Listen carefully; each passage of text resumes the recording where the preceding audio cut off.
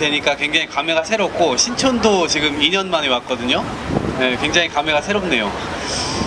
지금 여기 지나가시는 분들 여기 10,000원이면 맥주 무제한이니까 오셔서 같이 들으시면 좋은 공부의 시간이 될 수 있을 것 같아요. 제가 이제 한국에서 한 30대 중반까지 이렇게 살아보니까 한국 사회라는 데가 굉장히 문제가 많고 갈등이 굉장히 많은데, 특히 제가 가슴 아프게 생각했었던 건 그러니까 폐지를 줍는 어르신들의 모습이었거든요.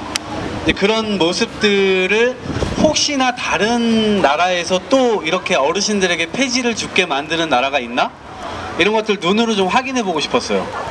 그래서 이제 직접 확인을 하러 나갔고, 나가서 하다 보니까 60개국을 돌고 한 150개 정도의 도시를 이제 돌게 된 거예요. 그러다 보니까 단순히 폐지 줍는 어르신들의 모습을 확인하기 위해 나갔다가 제가 의도치 않게 굉장히 더 많은 분야의 이야기들을 보게 된 거죠.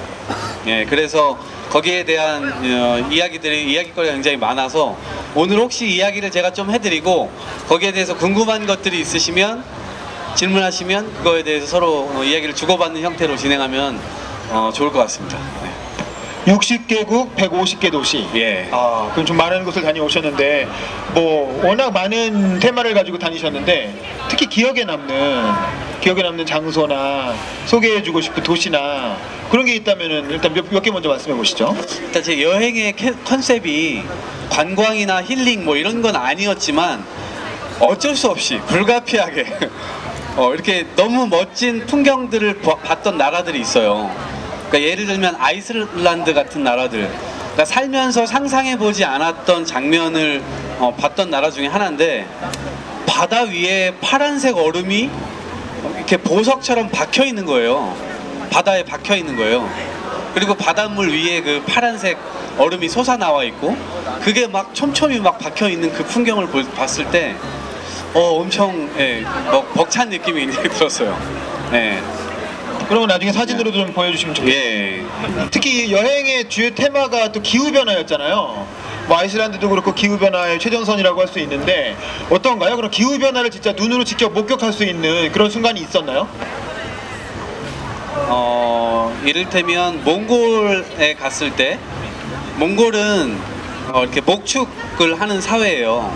그 사람들이 지금, 그러니까 정치인들은 아주 많이 부정부패하고 사람들은 많이 못 살고, 그러다 보니까 어떤 일들이 일어나냐면 몽골 말로 조드라고 해요. 조드는 혹한 갑자기 폭설이 내리는 것을 몽골 말로 조드라고 해요. 근데 그렇게 되면 가축들이 이 풀을 뜯어 먹어야 되는데 눈이 너무 높게 쌓여가지고 풀을 먹을 수가 없는 거예요.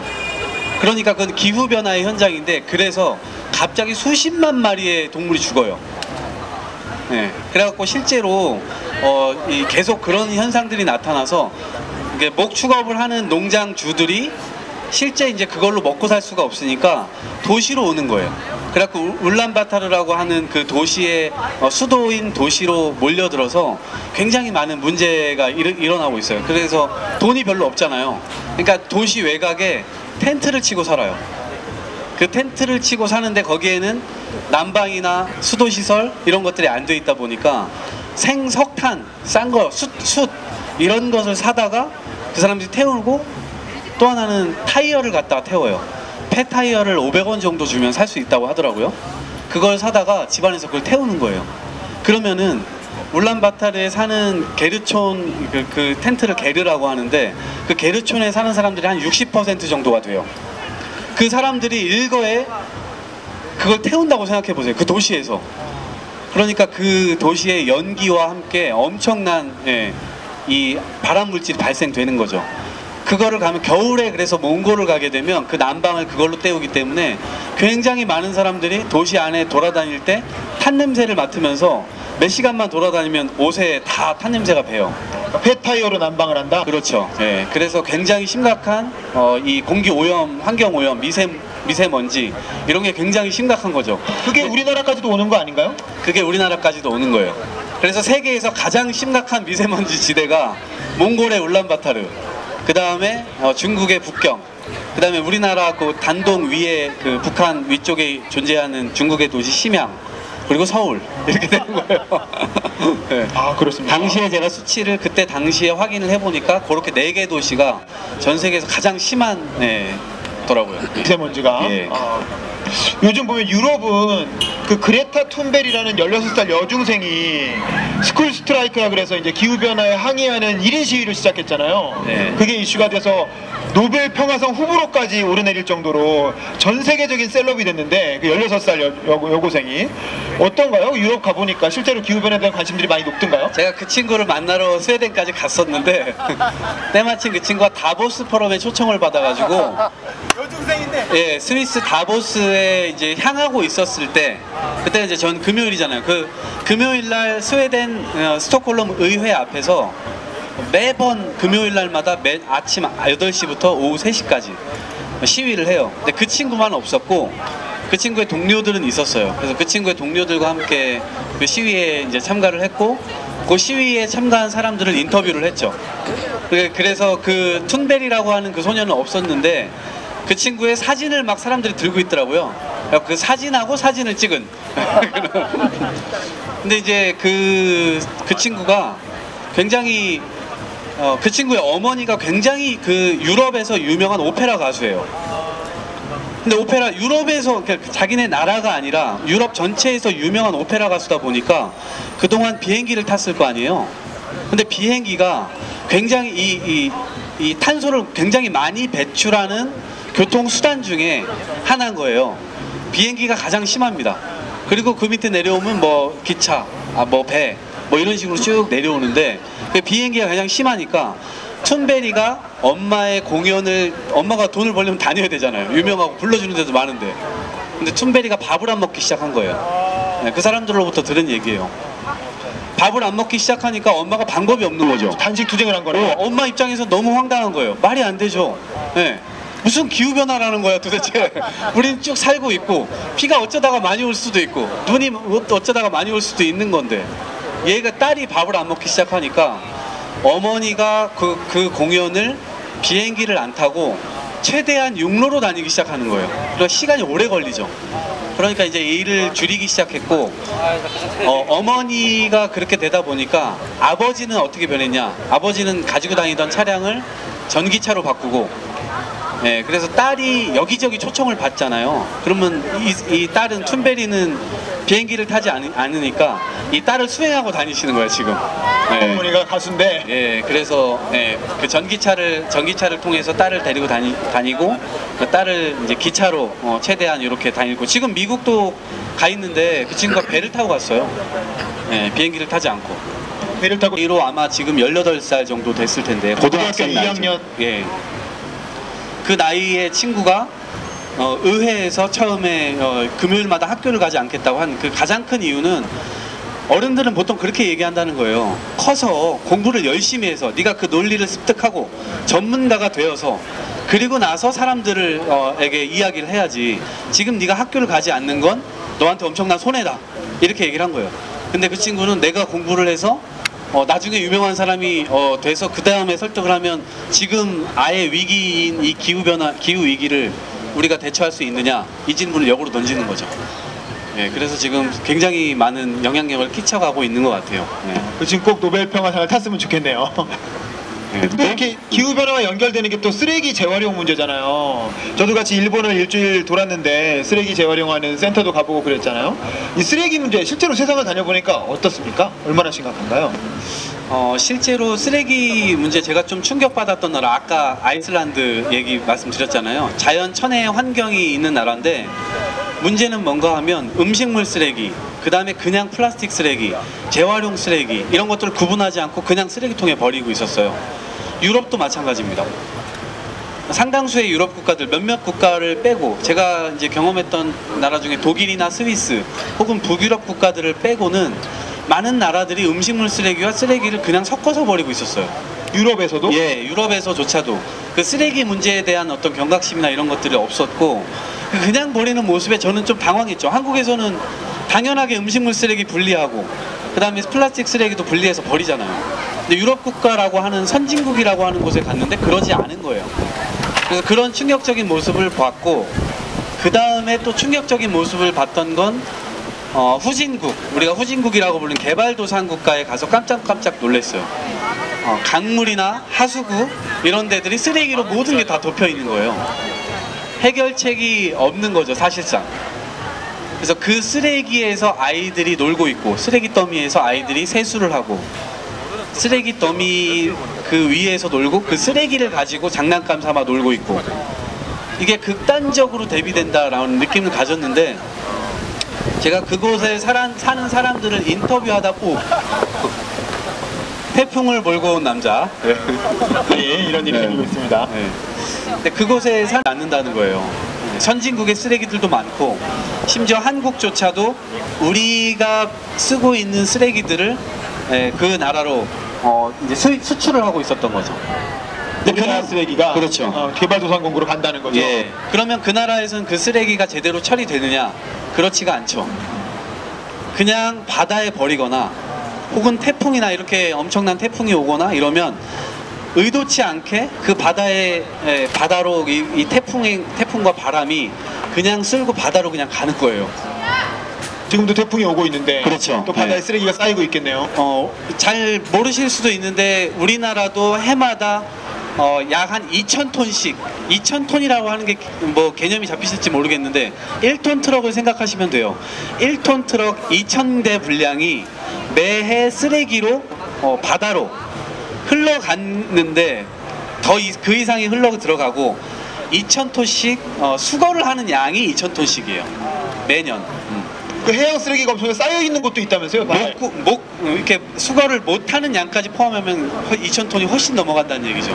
예. 그리고 지금 말씀하신 대로 태평양, 대서양, 인도양 이런 데에 바다에 쓰레기 섬이 이제 형성되고 있는데, 쓰레기로 섬이 됐어. 네, 그렇죠. 쌓여서. 뭐 높이로 올라가는 건 아니고 바닷물 밑으로 이제 쭉 이렇게 얼음처럼, 빙하처럼. 네, 빙하처럼 이제 가라앉으면서 붕붕 떠 있는 그런 상황인 건데, 그 면적이 우리나라 남한의 14배.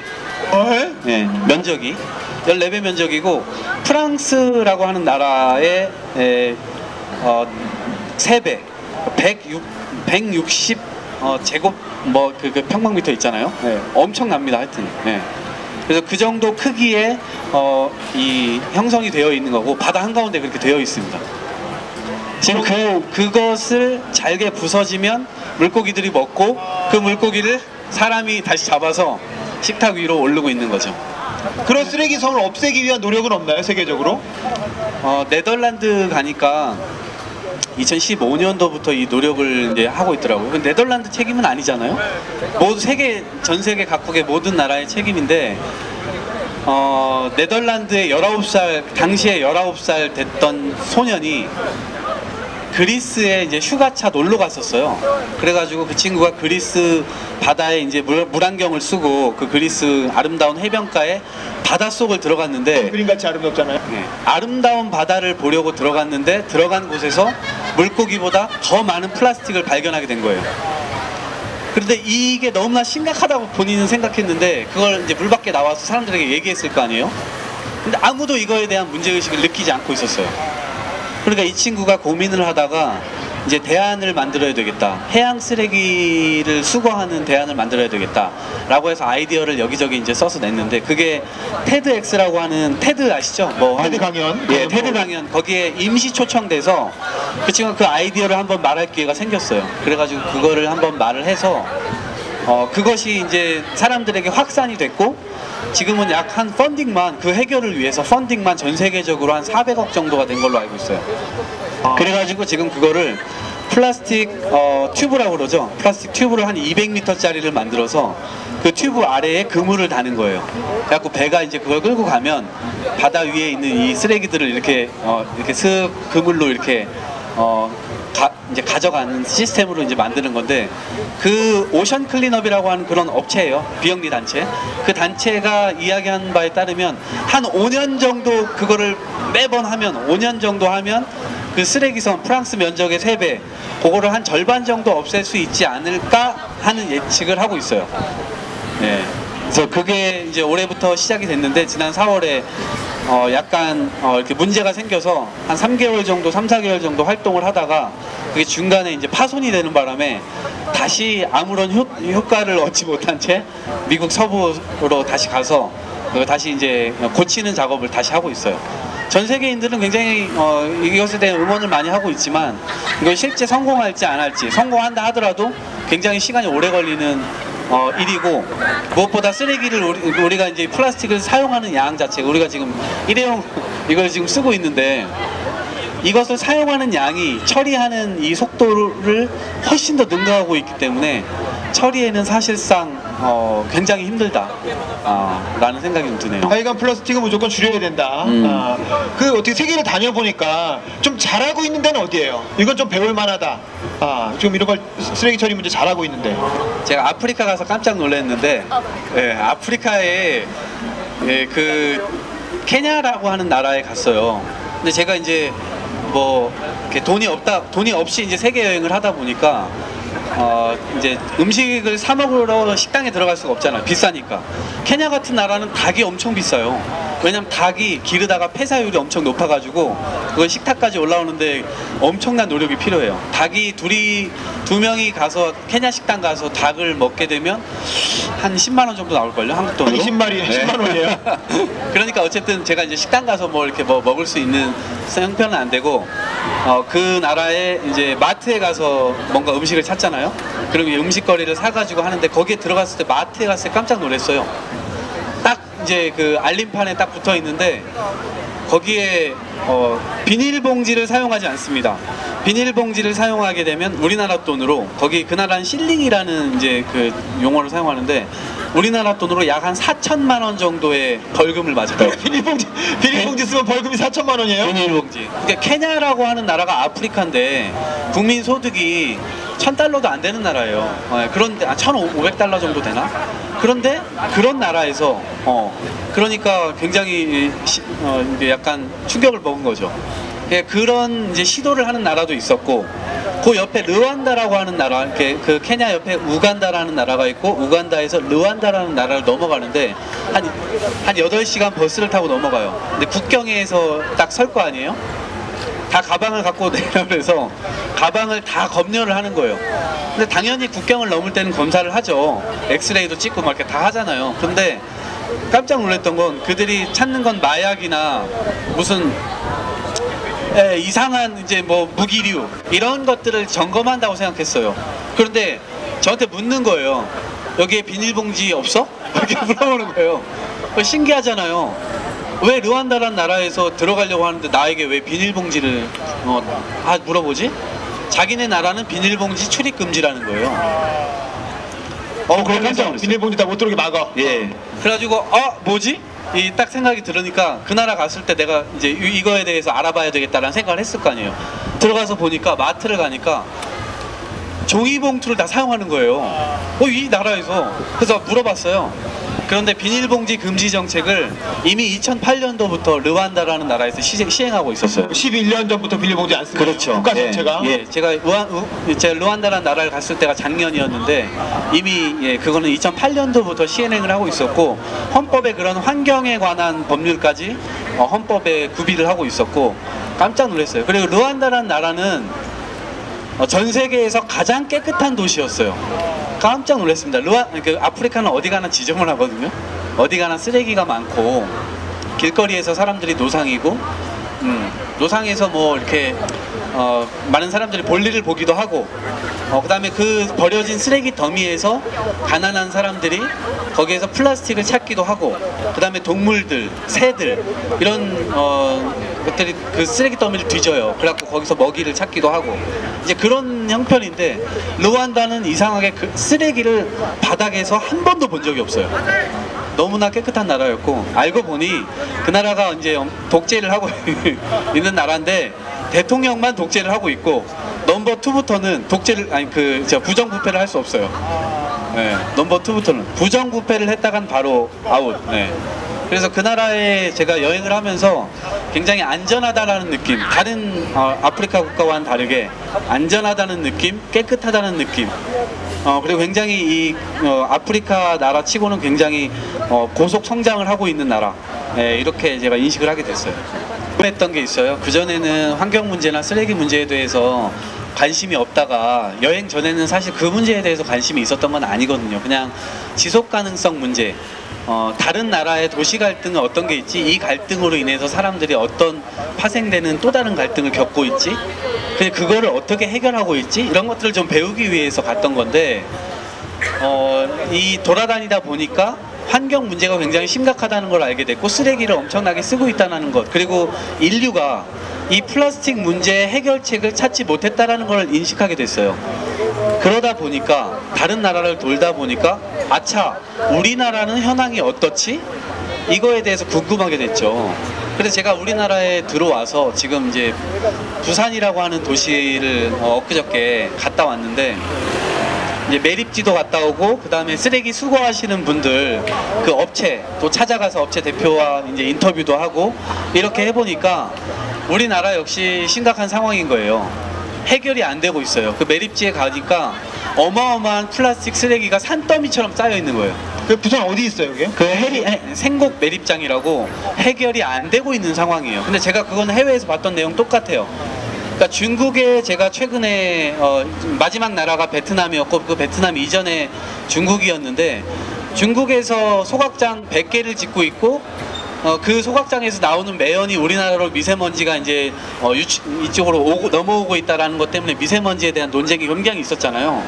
근데 전 지구촌장이니까 중국의 지구촌민들이 도대체 어떻게 이 소각장을 운영하고 있고 이 쓰레기 문제를 어떻게 대처하고 있는지 궁금하잖아요.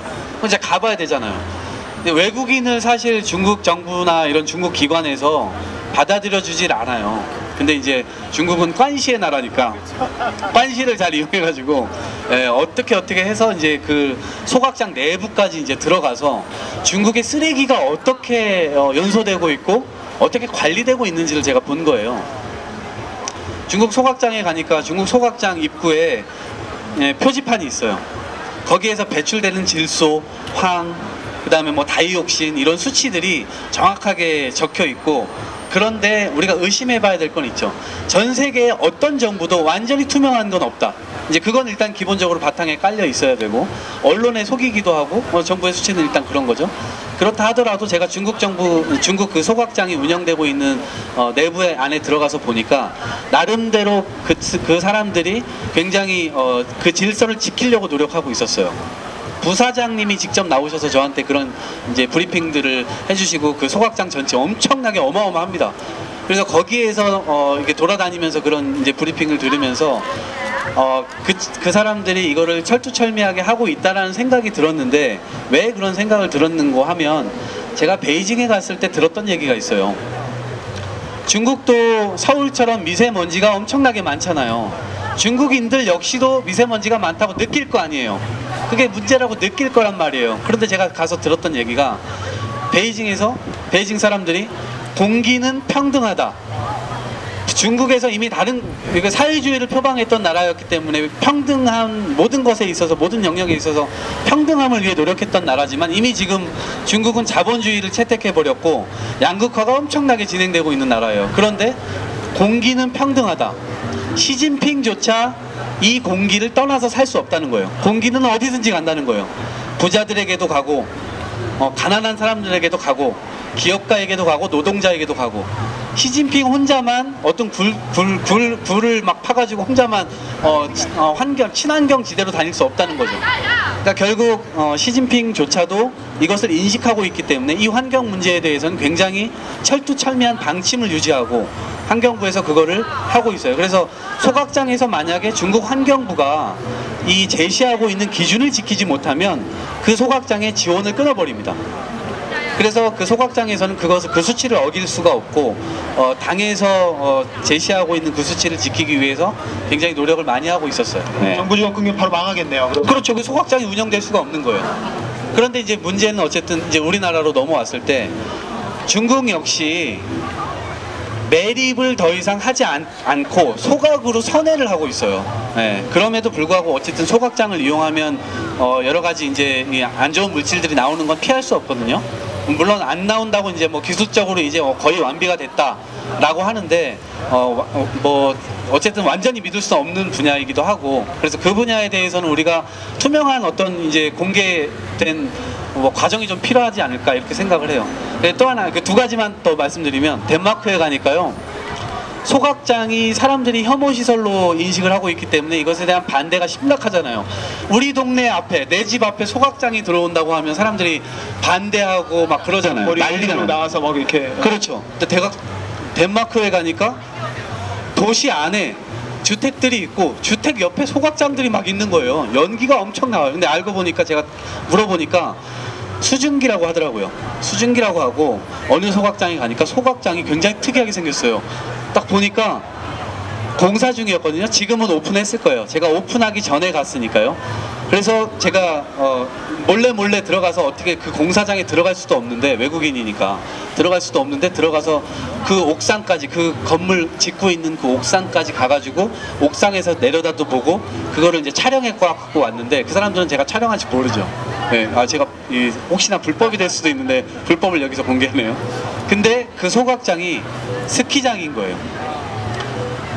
내부의 기능은 소각장, 그리고 외부적 기능, 그 소각장은 옥상에서부터 스키장 코스가 마련되어 있는 거예요. 도심 스키장. 네, 그렇죠. 도심 스키장. 그러니까 주민 친화적으로 소각장을 지어서 주민들의 수용성, 주민들이 이제 반대할 만한 명분을 좀 줄인 거예요. 그리고 그 소각장을 주민들이 투명하게 그것을 이제 볼 수 있도록 하는 것이었고, 또 하나 오스트리아에서는 깜짝 놀랐어요. 길을 지나가다가 너무나 멋진 궁전 건물이 있는 거예요. 엄청 큰 백화점 크기에만한 엄청난 건물이었는데, 겉에서 볼 때 무슨 동화에 나오는 그런 왕자, 디즈니랜드 같은. 왕자와 공주가 살 것 같은 그런. 근데 그게 소각장 건물인 거예요. 그러니까 그 건물을 구경하기 위해서 오스트리아 비엔나라고 하는 도시에 사람들이 관광을 가면, 관광객들은 거기를 필수 코스로 들리는 거예요. 그러다 보니까 어떤 효과가 일어나냐면, 거기에서 태워지는 소각장에 열이 발생하잖아요. 그 열이 그 주변에 있는 주택가 6만 가구에 난방으로 공급이 돼요. 전기가 공급되고. 그리고 나서 거기가 사람들이, 관광객이 찾아오다 보니까 그 주변 상권이 사는 거예요. 그러니까 이거는 환경을 해결하기 위한 오스트리아의 이 노력이 있었던 거죠. 거기도 왜 데모를 하지 않았겠어요? 소각장에 대한 엄청난 반대가 있었겠죠. 그런데 거기서 정치인들이 그런 노력을 했던 거죠. 주민들에게 설득하고, 우리가 그렇다면 당신들에게 전혀 유해하지 않은 그런 소각장을 짓고, 그리고 그것을 투명하게 공개하고, 그리고 여기에 덧붙여서 난방까지 공급을 하겠다라고 설득을 해서, 그 과정을 거쳐서 결국 그 소각장이 지금은 오스트리아 사람들에게 굉장히 사랑을 받고 있는 소각장이에요. 우리도 이런 문제가 심각한데. 그럼 이런 것들 중에서 지금 한국에서 도입이 시급하다, 요거 하나는 빨리 했으면 좋겠다, 뭐 그런 게 있나요? 뭐 좋은 사례들을 많이 말씀해 주셨는데. 피할 수 없다고 봐요. 기후위기라고 하는 건 피할 수 없고, 모든 나라들이 이 문제에 대해서 대처하기 위해서 굉장히 노력을 많이 하고 있는 모습들을 볼 수 있었는데, 우리나라 역시 그거를 해결하려면 뭔가 해야 돼요. 근데 뭔가를 해야 되는데, 그 뭔가가 뭐냐? 그거는 정부 차원에서만 할 수 있는 일은 없어요. 사실은 지금 저희가 이게 일회용 플라스틱을 놓고 하고 있는데, 일회용 사용부터 사실은 줄여야 되죠. 네, 줄여야 되고, 지금 어찌 됐건 간에 우리가 소비하고 있는 플라스틱의 속도를 처리하고 있는 속도가 못 따라가기 때문에 플라스틱은 계속 누적될 거예요. 우리 눈에 지금 보이지 않고 있지만, 소각장 근처나 혹은 매립지 혹은 제주도 같은 경우에는 이 빈 공터에 어마어마한 플라스틱 더미를 지금 쌓아두고 있어요. 처리할 수가 없어서. 그래서 저는 일단 이 문제를 국민 전체가 공유할 필요가 있다. 정부에서 숨기지 말고 현재 우리 국민들이 플라스틱 쓰레기를 얼마나 사용하고, 그것이 정부 능력이 한계에 다다랐기 때문에 이걸 처리할 수 없어서, 이걸 처리하려면 사실은 지금 소각장이 사실은 더 필요한 겁니다. 모든 나라에서 더 필요한데, 우리나라도 역시. 근데 그 소각장을 도시 외곽에 짓잖아요. 사람들이 반대하니까. 지금은 그 외곽에도 질 데가 없어요. 그 모든 것 반대하고 있어요. 대구에 있는 소각장이 달성군이라고 하는 곳에 소각장이 있는데 거기는 지금 지어진 지 15년이 됐는데 가동이 안 되고 있어요. 그 건물을 지어놓고도 가동이 안 되고 있어요. 그런데 다른 소각장, 가동되고 있는 소각장에서는 현재 나오고 있는 쓰레기가 처리가 다 안 되기 때문에 계속 누적되고 있는 거죠. 그래서 이 문제를 해결하려면 저는 국민들에게 투명하게 그 소각장 운영을 할 수 있는 부분들에 대해서 밝히고, 운영도 국민들과 투명하게 함께 운영을 해야죠. 그리고 운영하고 있는 수치 이런 것들을 주민들께 투명하게 공개하고, 그 다음에 거기서 나오는 난방열이나 전기 이런 것들을 주민들이 수혜를 볼 수 있게끔 하고, 그리고 그 공간 자체를 환경 교육을 할 수 있는 교육의 장으로 만들어야 된다. 이걸 하고 있는 나라가 아까 제가 얘기했던 덴마크나 이런 독일, 그리고 그런 오스트리아 같은 나라였는데, 우리가 지금 전쟁하고 있는 경제 전쟁을 하고 있는 일본이 이걸 정말 잘하고 있어요. 최근에 이게 이제 몇 개월 전에 이 일본과의 무역 전쟁이 일어나기 전에 갔다 왔는데, 그래서 도쿄의 한 소각장을 갔다 왔는데 완전히 투명하게 모든 걸 다 투명하게 유리벽으로 해놨어요. 주민들 누구나 가서 볼 수 있게 해놨어요. 그리고 운영위원회를 구성해가지고 1년에 4번씩 회의를 하는데, 거기에 주민 대표자들이 거기에 참가를 해서 그런 수치들을 확인하게 하고, 그래서 거기에 하는데 그 소각장의 위치가 구청 바로 앞에 있어요. 구청 바로 앞에. 구청은 도심에 있잖아요, 보통. 여기 서대문구도 바로 서대문구청도 바로 여기 있듯이 구청 바로 앞에 소각장이 있어요. 그래서 그렇게 소각장이 운영이 되고 있고, 도쿄시는 대부분의 구에서 소각장을 1개씩 가지고 있고, 그 구에서 나오는 쓰레기, 플라스틱 쓰레기가 거기에서 대부분 다 해결되고 있고, 그 다음에 재활용, 플라스틱은 재활용률이 높아요. 여러분 이거 아세요? 우리나라에도 플라스틱이 똑같이 사용되고 일본도 플라스틱을 똑같이 사용합니다. 그런데 우리나라는 일본에서 페트병 플라스틱을 수입하고 있어요. 지금 이상하지 않아요? 재활용. 네. 일본이 쓰고 버린 그 폐플라스틱을 우리나라가 지금 수입하고 있어요. 그래서 우리나라가 그걸 녹여서 다시 쓰고 있어요. 이상하지 않아요? 우리나라도 엄청나게 이 쓰레기가 발생하고 있는데 이거를 재활용을 못하고 있어요. 재활용률이 지금 전체로 따지면 20%가 조금 넘고, 페트병만 따지면 40%가 조금 안 되는데, 일본으로부터 수입해서 페트병 쓰레기를 재활용하고 있어요. 그거 이상한 현실이지 않아요? 너무 이상하지 않아요? 재활용이 제대로 안 되고 있는 거예요. 우리나라에서 쓰고 있는 페트병, 여러분들을 보시면 여러분들이 그냥 버리면 이게 재활용 될 거라고 생각하지만, 페트병에는 뭐가 붙어 있냐면 라벨이 붙어 있죠. 그 라벨에 우리나라는 본드를 붙여요. 여러분들 뭐 편의점에서 이제 사보시면 아실 거예요. 뭐 무슨 물을 사드시던 무슨 콜라를 사드시던 그 병에 본드로 붙어 있어요. 본드가 붙어 있으면 그거를 라벨을 떼지 않고 본드 질까지 붙어 있으면 그거를 처리하기 위해서 또 엄청난 에너지가 되죠. 양잿물에서 80도 이상 되는 그 양잿물을 끓여가지고 그렇게 해야만 그 라벨과 플라스틱이 분리가 된다는 거예요. 그러니까 그게 이중적인 문제와 비용이 발생되는 거예요. 그런데 일본 페트병은 그냥 쭉 떼면 떼어지게 돼 있어요. 점선으로 되어 있어서. 최근에 우리나라도 바뀌고 있어요. 그래서 여러분들이 아마 편의점에서 이 페트병 음료를 사실 때 그걸 한번 확인해 보세요. 본드로 붙어 있는 제품이 있고, 예를 들면 포카리 스웨트 같은 거, 그거는 이제 점선으로 나오거든요. 그래서 쭉 이렇게 손으로 떼지면 라벨이 그냥 뜯어지게 돼 있어요. 그리고 그거는 재활용하기가 좋죠. 그래서 음료수를 드시고 음료수를 또 채운 채로 그거를 버리시면 재활용이 안 돼요.